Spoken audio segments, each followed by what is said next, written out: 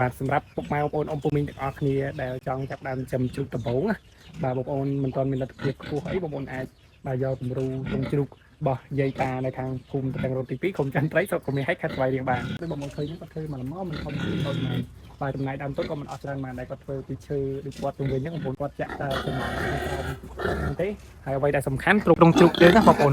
មានសត្វមាន់ឬក៏សត្វទាឬក៏សត្វស្លាបផ្សេងចូលវាហានិភ័យបាទព្រោះសត្វទាំងអស់ហ្នឹងវាទៅដើរស៊ីចឹកកន្លែងនេះចឹកកន្លែងនោះបាទពេលខ្លះស៊ីដោយបាទពពួកដែលមេរោគឬក៏បាក់តេរីផ្សេងដែលអាចបង្ក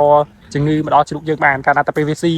ពីកន្លែងផ្សេងដើរពីកន្លែងផ្សេងមកវាមកចូលក្នុងបរិវេណទ្រុងជ្រូករបស់យើងបាទវាប៉ះនៅលើជ្រូករបស់យើងឬក៏វាជន់នៅលើបាទស្នូកចំណីស្នូកទឹកជ្រូករបស់យើងក៏អាចជាកត្តាចម្លងដែរព្រោះជ្រូកបងប្អូននឹងស្ដាប់បើកាលណាតែវានៅក្នុងហ្នឹងវាដើរពេញនឹងអញ្ចឹងយើងការពារប្រសើរជាងព្យាបាលដោយពាក្យចាស់គាត់និយាយអញ្ចឹងគឺល្អមែនតើគេថាគោបាត់ទៅធ្វើលបងហ៎បាទចំណុចពាក្យទាំងអស់ហ្នឹងសតពាក្យដែលយើងគួរយកមករៀនសូត្រមក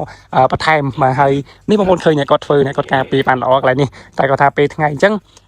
បើសិនជាខែនេះខែដែលមិនសូវផ្ទុះជំងឺហើយអាកាសធាតុល្អអញ្ចេះមិនសូវអីទេបងប្អូនទាំងអស់គ្នាយើងអាចបើកចឹងទៅប៉ុន្តែបើសិនជាខែដែលភ្លៀងធ្លាក់ច្រើនអាកាសធាតុមិនសូវល្អ